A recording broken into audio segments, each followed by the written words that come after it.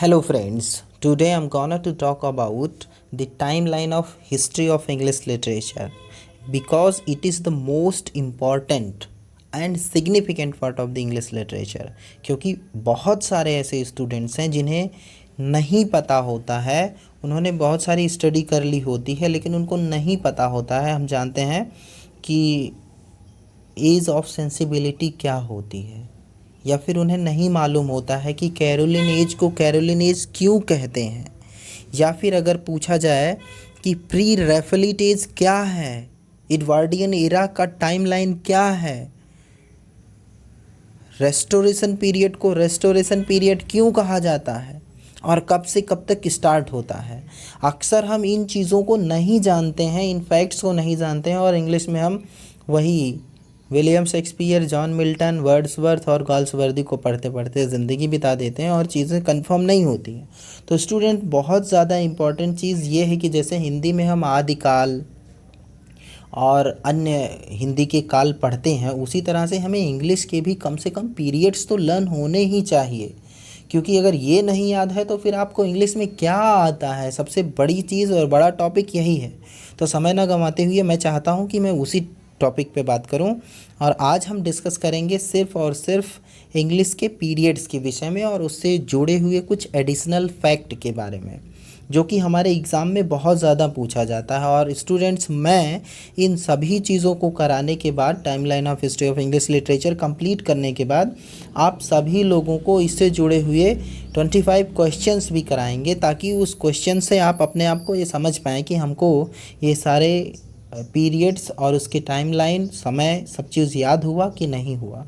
तो उससे आपका एक रिवीजन हो जाएगा, क्वेश्चन आंसर बेस पर उसकी भी तैयारी हो जाएगी। तो चलिए शुरू करते हैं। Timeline of history of English literature में सबसे पहला जो पीरियड होता है उसको कहते हैं ओल्ड इंग्लिश पीरियड, जैसे कि हिंदी में है आदिकाल, ठीक उसी तरीके से इंग्लिश में है ओल्ड इंग्लिश पीरियड। लेकिन इंग्लिश में ओल्ड इंग्लिश पीरियड को एक और नाम से जाना जाता है जिसको कहते हैं Anglo Saxon period, which start from 450 to 1066। यानी कि एंग्लो सैक्सन पीरियड, जिसे कि ओल्ड इंग्लिश पीरियड भी कहा जाता है, ये 452 1066 के बीच का समय है। ये ऐसा टाइम पीरियड है जिसमें एंगल, सेक्शंस और जूट, ये 3 जर्मनिक ट्राइब थी। ये फैक्ट आप लोगों को याद कर लेना चाहिए, क्योंकि ये चीज़ें बहुत कम लोग बताते हैं कि जर्मनिक ट्राइब्स थी। 3 ऐसी जर्मनिक ट्राइब्स थी जो कि आती हैं। एक प्लेस होता है, मैं ऐसे बना देता हूँ, एक प्लेस होता है ब्रिटनी। ये ब्रिटनी नाम का प्लेस होता है और ब्रिटनी नाम के प्लेस से कुछ ट्राइब्स आती हैं, 3 ट्राइब्स आती हैं जो कि जर्मनिक ट्राइब होती हैं। ये जर्मनिक ट्राइब यहाँ पे आकर इनहेबिटेट हो जाती हैं, मतलब कि अपना घर बना लेते हैं, यहाँ लोग रहने लगते हैं। कुछ लड़ाई झगड़े तो होते ही हैं, जैसे भारत में बहुत सारे विदेशी आकर आक्रमण किए, कुछ लोग रहे कुछ लोग चले गए। इसी तरीके से ब्रिटनी नामक एक प्लेस पर विदेशियों का आक्रमण हुआ जो कि जर्मनिक ट्राइब के नाम से जानी जाती थी। और वो ट्राइब्स का मतलब जनजाति या जाति के लोग जो तीनों आए, उसमें से एक थे एंजल्स, दूसरे थे सेक्शंस और तीसरे का नाम था जूट्स। तो एंजल, सेक्शंस और जूट, ये 3 जर्मनिक ट्राइब यहाँ पर आई। 3 जर्मनिक ट्राइब यहाँ पे आती है और इस प्लेस पर बस जाती है। यहाँ पर बसने के बाद वो क्या करते हैं कि अपने भाषा का, अपने हर चीज़ का डोमिनेंट हो जाता है। तो एंजल्स और सेक्शंस बड़ी ट्राइब होती हैं, उनका डोमिनेशन होता है इस पार्ट पे, तो वो यहाँ रहने लगते हैं। जैसे भारत में खिलजी वंश का संस्थापक कौन था? जलालुद्दीन खिलजी, शायद जलालुद्दीन खिलजी, जैसे कि खिलजी वंश का संस्थापक था। उसी तरीके से एंजल सेक्शंस यानी एंग्लो सैक्सन पीरियड क्यों कहा जाता है? क्योंकि वहाँ पर 2 ट्राइब आई थी, 3 आई थी, जिनमें से 2 का डोमिनेशन था, जो डोमिनेट कर रही थी। एंजल्स और सेक्शंस यानी एंग्लो सैक्सन पीरियड इसलिए जाना जाता है क्योंकि जो 3 अलग अलग जाति के लोग आए और आकर यहाँ पर रहने लगे। यानी कि जब 3 ट्राइब्स यहाँ पे रहने लगी तो उसको उसमें से दो ज़्यादा डोमिनेंट थी, इसलिए एंजल्स और सेक्शंस यानी एंग्लो सेक्शन पीरियड के नाम से जाना जाता है। तो स्टूडेंट्स एक चीज़ आप अपने माइंड में बिल्कुल बसा के रखें कि पहला पीरियड जो कि ओल्ड इंग्लिश पीरियड के नाम से जाना जाता है, वो old English period Anglo Saxon period के नाम से भी जाना जाता है, और उसका टाइमलाइन है 450 टू 1066। ये बहुत इम्पॉर्टेंट है, इसको यहाँ पर लर्न कर लेंगे। यहाँ पर हम ये भी चीज़ जान सकते हैं, वैसे कि हम टाइमलाइन पे बात कर रहे हैं इसलिए इस समय के राइटर्स के, उनकी रचनाओं के बारे में, उनके क्या वर्क्स रहे, उन्होंने क्या क्या लिखा, इन सभी चीज़ों के विषय में यहाँ चर्चा करना ठीक नहीं है, इसलिए हम आगे बढ़ते हैं। जैसे कि बीओवुल्फ था, बहुत अच्छी जो पब्लिकेशन उस समय मिलती, बहुत अच्छी वर्क्स में गिनी जाती है बीओवुल्फ, वो इसी समय में लिखी गई। वेडसिथ है, सीफेरार है, पर्ल है, ये सारी चीज़ें इस समय में लिखी गई हैं, लेकिन हम उनकी बात नहीं करेंगे क्योंकि हमें और आगे अभी देखना है। तो पहला था 450 टू 1066 ओल्ड इंग्लिश पीरियड, जिसको कि एंग्लो सैक्सन पीरियड भी कहते हैं। अब हम दूसरे पीरियड की बात करते हैं जो कि स्टार्ट होता है 1066 टू, जो कि स्टार्ट होता है 1066 टू 1500। ये मिडिल इंग्लिश पीरियड होता है। मिडिल इंग्लिश पीरियड 1066 टू 1500 के बीच के पीरियड को मिडिल इंग्लिश पीरियड कहते हैं। अब स्टूडेंट्स इसमें एक चीज़ और समझने वाली बात है कि 1066 टू 15,000 ये जो लगभग 450 साल का टाइमलाइन है, इसमें कौन कौन से लोगों ने शासन किया, यानी कि मिडिल इंग्लिश पीरियड को किन पार्ट्स में और डिवाइड किया जा सकता है। तो उसके लिए मैं आपको बताऊं कि मिडिल इंग्लिश पीरियड यानी कि मिडिल इंग्लिश पीरियड 3 भागों में बटा हुआ है, और वो तीनों भाग हैं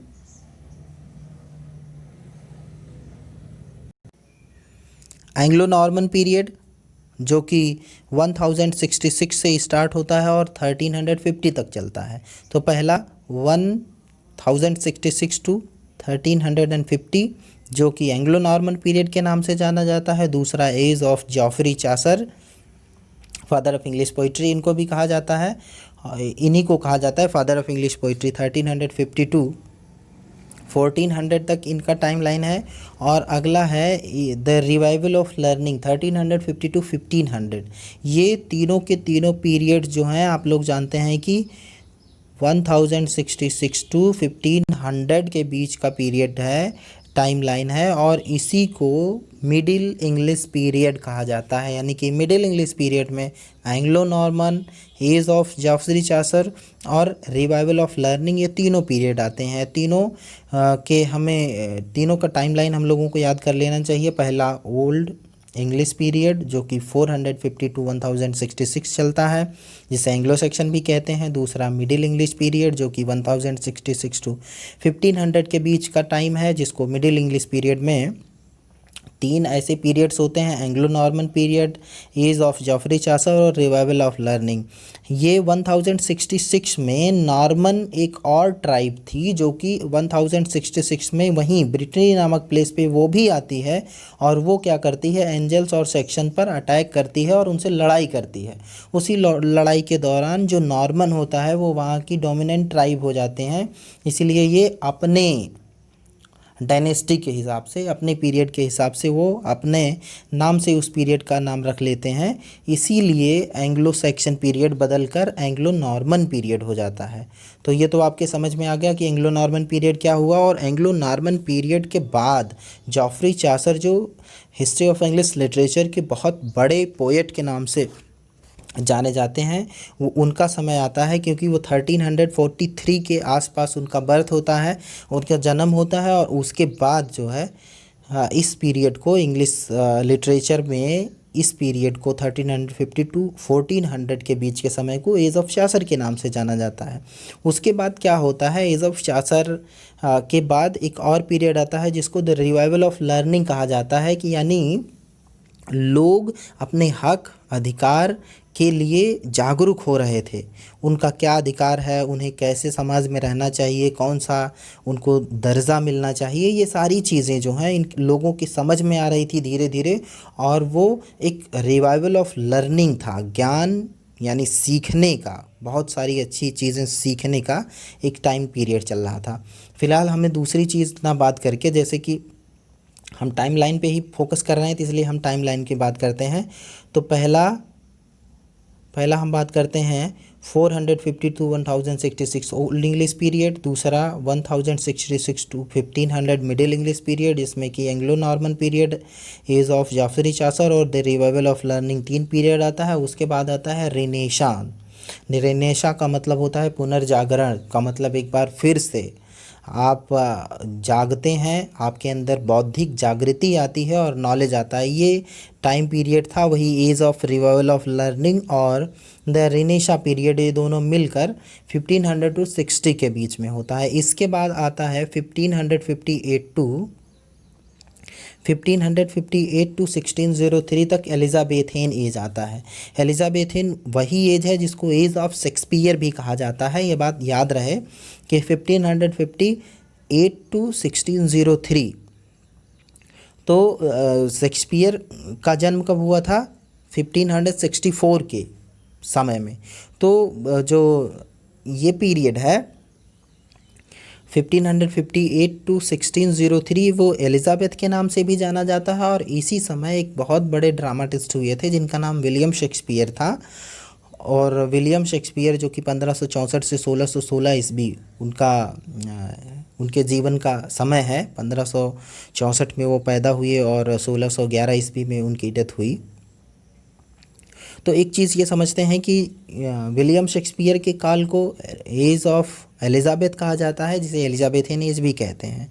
अब हम बात करते हैं कि जब एलिजाबेथ की डेथ हो जाती है 1603 में, ठीक उसी समय जेम्स फर्स्ट को किंग बनाया जाता है। जेम्स फर्स्ट जो होते हैं वो किंग बनते हैं और जेम्स फर्स्ट जैकोबियन एज के नाम से अपना जो एज चलाते हैं, जैसे कि इंडिया में चलते हैं मुग़लों का मुग़ल वंश, गुप्त का गुप्त वंश, मौर्य का मौर्य वंश, शुंग का शुंग वंश, कुषाण का कुषाण वंश। उसी तरीके से जैकोबियन एज जो कि जेम्स प्रथम थे, उनको जेम्स प्रथम को जैकोब भी कहा जाता था, इसीलिए वो जैकोबियन एज के नाम से फेमस हो गए। यानी कि जेम्स फर्स्ट ने कौन सा एज चलाया? जैकोबियन एज, जो कि 1603 टू 1625 के बीच में चलती है। अगला पीरियड अगर हम बात करें 1625 to 1649 Caroline age. Caroline age की बात करें अगर स्टूडेंट्स, तो इसमें चार्ल्स फर्स्ट थे ये किंग बने थे। और चार्ल्स फर्स्ट को लैटिन लैंग्वेज में कैरोलस कहा जाता था और कैरोलस से ही बना है कैरोलिन एज। यानी कि 1625 टू 1649 के बीच में जो शासन करने वाले व्यक्ति थे या किंग थे, उनका नाम था चार्ल्स फर्स्ट, जिनको कि कैरोलस भी कहा जाता था। और उन्हीं के नाम से जो ये समय है, ये पीरियड है, उसको कैरोलिन एज के नाम से जाना जाता है। इसका मतलब एक बार फिर से क्विक रिवीजन करते हैं कि first is old English period, जो कि 450 टू 1066 एंग्लो सेक्शन पीरियड के नाम से जाना जाता है। फिर एंग्लो नॉर्मन पीरियड, फिर एज ऑफ चासर, फिर रिवाइवल ऑफ लर्निंग, इसके बाद the Renaissance age, Renaissance age के बाद एलिजाबेथियन एज, जिसको एज ऑफ शेक्सपियर भी कहा जाता है। इसके बाद जेम्स फर्स्ट का जैकोबियन एज और चार्ल्स फर्स्ट का कैरोलिन एज। उसके बाद हम आते हैं 1649 to 1660 Commonwealth period, Puritan interregnum. ये प्योरिटन इंटररेग्नम के नाम से जाना जाता है 1649 से 1660 तक का पीरियड, क्योंकि यहाँ प्योरिटन्स जो थे, प्योरिटन्स ने क्या किया था, चार्ल्स फर्स्ट जो थे इनका गला काट के इनकी हत्या कर दी थी, इनको सज़ा दिया गया था। और चार्ल्स फर्स्ट का पहली बार, वैसे दुनिया के इतिहास में पहली बार ही या और अंतिम बार ऐसा हुआ है कि जब किसी किंग का गला काट के हत्या कर दिया गया हो। तो जो प्योरिटन्स थे उन्होंने क्या किया कि Charles first was be headed by the प्योरिटन्स, puritan के द्वारा चार्ल्स फर्स्ट का गला काट दिया गया। उसमें बहुत सारी हिस्ट्री है, उस पर हम फोकस ना करके भी टाइम लाइन पे ही फोकस करते हैं। तो 1625 टू 1649 कैरोलिन एज है, जो चार्ल्स फर्स्ट थे, इनका गला काटने के बाद प्योरिटन्स का शासन चलता है 1649 टू 1660 तक, जो कि कॉमनवेल्थ पीरियड के नाम से जाना जाता है, जिसे प्योरिटन इंटररेग्नम भी कहा जाता है। अब इसके बाद बात करते हैं स्टूडेंट्स नियो क्लासिकल पीरियड की। नियो क्लासिकल पीरियड 1660 टू 1785 के बीच का पीरियड है, यानी 1660 टू 1785 के बीच को न्यू क्लासिकल पीरियड कहते हैं। और इसी पीरियड को हम ये देखें इधर, तो इसी पीरियड को हम और कुछ नाम से भी जानते हैं, जैसे 1660 टू 1685। यहाँ से लेकर हम ये देख सकते हैं कि ये सब जो है वो नियो क्लासिकल पीरियड के अंदर ही आता है, यानी कि इधर नियो क्लासिकल है और नियो क्लासिकल में ही ये तीनों पीरियड आते हैं, जिसमें 1660 टू 1700 रेस्टोरेशन पीरियड है। 1660 टू 1700 रेस्टोरेशन पीरियड है, जिसको रेस्टोरेशन क्यों कहा जाता है, ये समझना बहुत ज़्यादा ज़रूरी है। रेस्टोरेशन को रेस्टोरेशन पीरियड इसलिए कहा जाता था क्योंकि रेस्टोरेशन वर्ड बना है री-स्टोर। अब आपको एक चीज़ यहाँ पर याद आना चाहिए कि Charles first was beheaded by the Puritans in this era. इस समय में 1649 में चार्ल्स फर्स्ट का गला काट दिया गया था और उसके बाद से प्योरिटन शासन कर रहे थे, उसके जो लीडर्स थे वो शासन कर रहे थे। प्योरिटन्स के बाद रीस्टोरेशन यानी कि रीस्टोर हुई थी, ये जो स्टुअर्ट मोनार्की थी वो फिर से रीस्टार्ट हो गई थी, जो कि चार्ल्स सेकेंड के द्वारा किया गया था। तो चार्ल्स सेकेंड ने फिर से मोनार्की को रीस्टोर किया था, इसलिए रीस्टोर करने की वजह से वो रेस्टोरेशन पीरियड के नाम से ये 1660 टू 1700 का पीरियड जाना जाता है। उसके बाद अगर बात करें स्टूडेंट्स, तो 1700 टू 1745 ये अगस्टन एज के नाम से जाना जाता है, जो कि एज ऑफ पोप भी कहा जाता है, यानी अगस्टन एज और एज ऑफ पोप जो कि 1700 टू 1745 का समय है, ये एज ऑफ पोप के नाम से जाना जाता है। दूसरा अगर हम बात करें 1745 टू 1785, जिसको कि द एज ऑफ सेंसिबिलिटी यानी एज ऑफ डॉक्टर जॉनसन के नाम से भी ये पीरियड जाना जाता है। अब हम बात करेंगे नेक्स्ट पीरियड जो कि 1785 टू 1830 है, जिसको रोमांटिक पीरियड कहते हैं। यहाँ पर एक चीज़ और हम समझ सकते हैं कि रोमांटिक पीरियड जो कि 1798 टू 1832 तक चलता है, जिसको एज ऑफ वर्ड्सवर्थ भी कहते हैं। विलियम वर्ड्सवर्थ इसी समय के थे। तो 1798 में वर्ड्सवर्थ जो लिरिकल बैलेड्स पब्लिश करवाते हैं एस टी कॉलरिज की कोलैबोरेशन में, तो एज ऑफ विलियम वर्ड्सवर्थ भी कहा जाता है इसी समय में, जो कि 1798 से लेकर 1832 तक है। तो एज ऑफ वर्ड्सवर्थ भी जानेंगे, जबकि वर्ड्सवर्थ 32 में उनकी डेथ नहीं हुई थी, उनकी डेथ हुई थी 1850 में। तो जो वर्ड्सवर्थ का टाइम पीरियड था वो 1850 था, लेकिन उसके बाद का जो विक्टोरियन एज है वो 1832 से स्टार्ट होता है, इसलिए age of Wordsworth romantic age इसको हम समझ लेंगे। रोमांटिक एज 1789 या 1785 टू 1832 तक है। ये चीज़ें कंफर्म करने के बाद अब हम आगे चलते हैं। विक्टोरियन पीरियड 32 से 1901 तक है, और इसके बाद प्री रैफेलिट पीरियड आता है। प्री रैफेलिट पीरियड क्या होता है? ये एक प्री रैफेलिट ब्रदरहुड था, जिसकी फाउंडेशन यानी कि जो फाउंड किया गया था 1848 में, यानी कि 1838 ईस्वी में प्री रैफेलिट ब्रदरहुड था, जो कि group of English painters, poets and art critics का था। यानी कि प्री रैफेलिट उस ग्रुप ऑफ ब्रदरहुड को कहते हैं, यानी कि प्री रैफेलिट ब्रदरहुड वो था group of English printer, poets and critic के ग्रुप को जो है प्री रैफेलिट पोएट कहते हैं। अब आगे चलते हैं और आगे देखते हैं एस्टिसिज्म एंड डिकेडेंस। ये इंग्लिश लिटरेचर का अगला पीरियड है 1880 टू 1901, जो कि एस्टिसिज्म एंड डिकेडेंस के नाम से जाना जाता है। और अगला है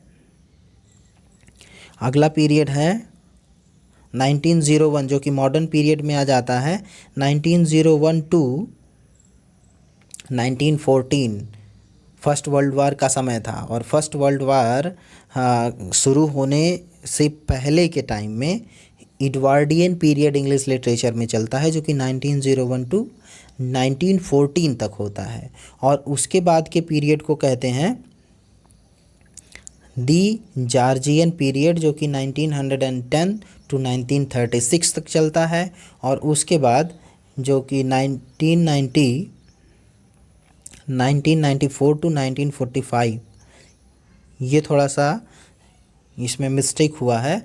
जो मॉडर्न पीरियड है स्टूडेंट्स वो 1901 टू 1945 या कहीं कहीं 50 तक इस पीरियड को कहा जाता है मॉडर्न पीरियड। तो आप लोग इसको ध्यान रखिए, ये मिसप्रिंट हो गया होगा। तो मॉडर्न पीरियड जो है वो 1901 टू 1945 होता है, जिसमें एडवर्डियन पीरियड और जॉर्जियन पीरियड भी आ जाता है। और उसके बाद 1945 के बाद से आज तक पोस्ट मॉडर्न पीरियड के नाम से जाना जाता है। तो स्टूडेंट्स एक बार क्विक रिवीजन आप कर सकते हैं timeline of history of English literature में। First period 450 to 1066 old English period, जिसको कि एंग्लो सेक्शन पीरियड कहा जाता है। उसके बाद दूसरा पीरियड है मिडिल इंग्लिश पीरियड 1066 टू 1500, जिसमें 3 पीरियड आते हैं। Anglo Norman period 1066 to 1350।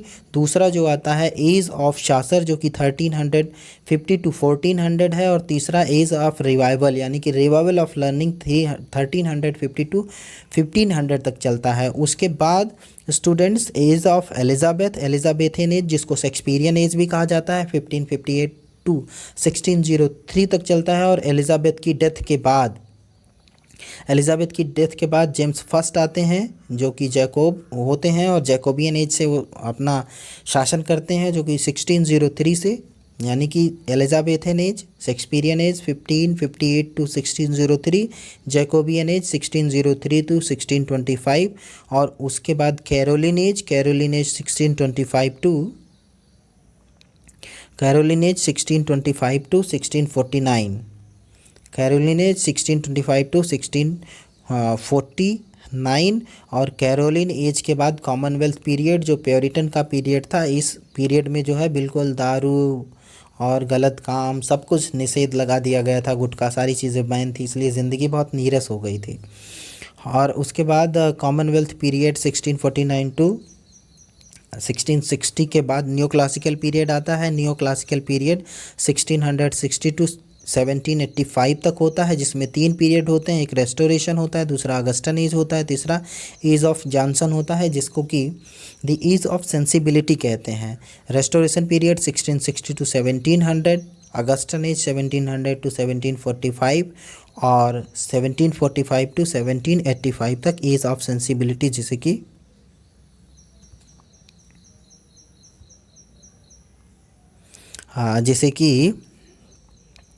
Augustan as यानी एज ऑफ पोप के नाम से भी जाना जाता है। और 1745 टू 1785 तक एज ऑफ सेंसिबिलिटी होती है। इसके बाद स्टूडेंट्स हम कवर करते हैं नेक्स्ट रोमांटिक एज, जिसको मैंने बताया कि एज ऑफ वर्ड्सवर्थ के नाम से जाना जाता है, जो कि 1798 टू 1832 के बीच का पीरियड है, जबकि वर्ड्सवर्थ 1850 में उनकी डेथ हुई थी। तो इस पीरियड को, रोमांटिक पीरियड को 1798 टू 1832 के टाइमलाइन को भी कहा जाता है, और 1785 से 1832 के समय को भी रोमांटिक एज कहा जाता है। और इसके बाद बात करेंगे 1832 टू 1901 तक विक्टोरियन पीरियड होता है, क्योंकि क्वीन विक्टोरिया उस समय इंग्लैंड की क्वीन होती हैं, क्राउन होती हैं। और उसके बाद विक्टोरियन एज, जो कि 1901 में फिनिश होता है। उसके बाद 1448 जो कि प्री राफलेट ब्रदरहुड होता है, यानी कि एक ऐसे लोगों का समूह होता है जो कि इंग्लिश पेंटर होते हैं, पोएट्स होते हैं और आर्ट क्रिटिक होते हैं। ये सब लोग एक ब्रदरहुड में प्री रैफलिट ब्रदरहुड के नाम से, जो कि 1848 में इस्टेब्लिश हुआ था, फाउंड हुआ था।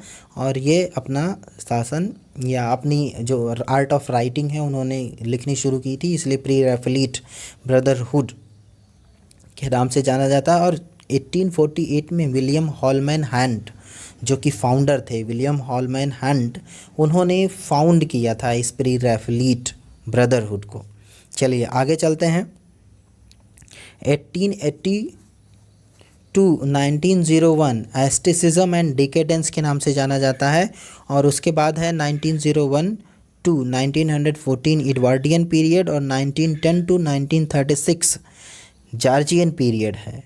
इन्हीं पीरियड को 1901 से लेकर 1945 तक के पीरियड को मॉडर्न पीरियड कहते हैं।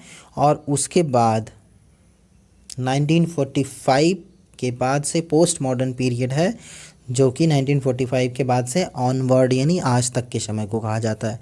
थैंक यू स्टूडेंट्स, और जिन लोगों ने मेरे चैनल को सब्सक्राइब किया है, आप सभी लोगों का बहुत बहुत धन्यवाद कि आप लोग मेरा इतना सपोर्ट कर रहे हैं।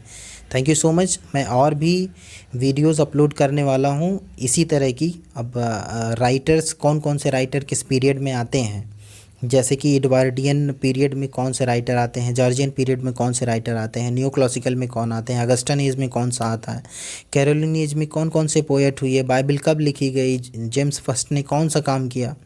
बहुत सारे राइटर हैं जो अलग अलग पीरियड से हैं, उनका भी हम डिस्कशन करेंगे इस वीडियो के बाद। तो थैंक यू सो मच, आप सभी लोगों का बहुत बहुत धन्यवाद जो आप लोगों ने इतना सपोर्ट किया। बाय।